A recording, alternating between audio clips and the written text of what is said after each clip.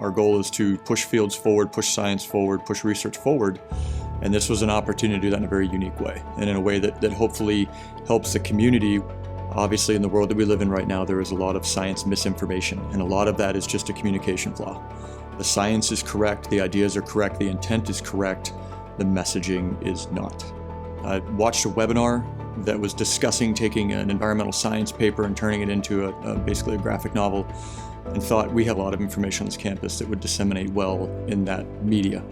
I kind of came up with the idea, and I presented the idea to some people just to see if we could get it off the ground, and then it became a team.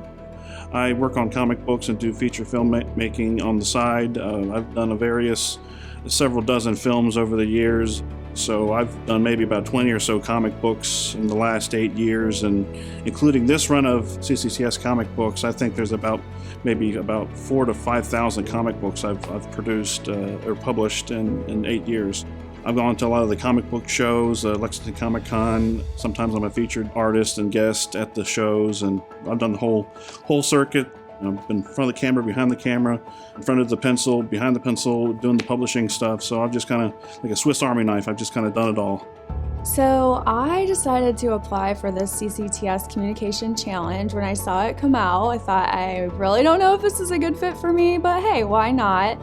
So a lot of my research is on tobacco prevention.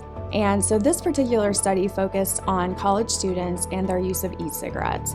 And we really wanted to understand why they were using, the prevalence, and what were some of the risk factors for those who were deciding to initiate, but then also continue use. And so all of that goes into the comic, which is really exciting to help form the story and the characters.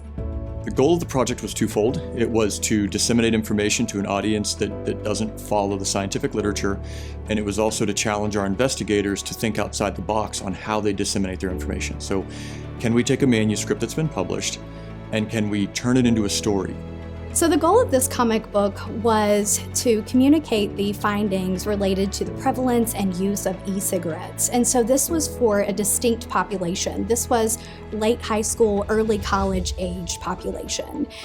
One, I would love to use this as an opportunity to talk about research on a public health issue that's really important in our communities because so many of our young people are using e-cigarettes. I think we can talk about it in a way that relates to people, that makes sense in terms of they can do something about it. But then the other goal is to use this comic book in schools and in prevention programming. So how can we then develop curriculum around the comic? I think it's really fun to talk about the characters and what they're going through and how we can build peer refusal skills, how we can talk about being advocates in their community. I think probably the most challenging aspect was underestimating what we were getting ourselves into. We started out with some sketches and a very brief storyboard, and it seemed like a couple more meetings and we would have it ready to go. We probably had 25 meetings, probably 30 or 40 rewrites on the script. I don't know how many times Brian went in and edited imagery for us. So we had to do a little bit of reaching out to this population and really asking them, is this how you would say this to your friends? Does this sound awkward? You tell us how you would say this or how you might come across the information. How do we narrow down the focus? How do we put in the most important things that really help tell the story, keep the page turning? So that was just probably the greatest aspect of what just too much scientific stuff, what's maybe too much creativeness, and just finding the right balance between those two worlds. And I think we really pulled it off for this project. When I saw that first real copy that had the cover and the title page and our names, it just was this, oh my goodness, we've worked really hard to pull this together, and I think people are really gonna like it. Just working with our team of producers and artists and writers, we just was able to come together and kind of create a very unique product that we kind of hope will help with addiction, with vaping and smoking. So if one person reads this book and then puts down the comic and then puts down their cigarette, that's a plus one in my book.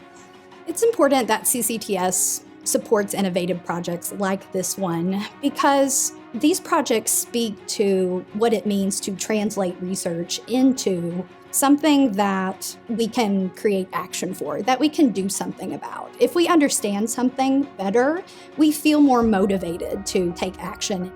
It really helped me see how we can talk about research in a different way, how we can engage young people.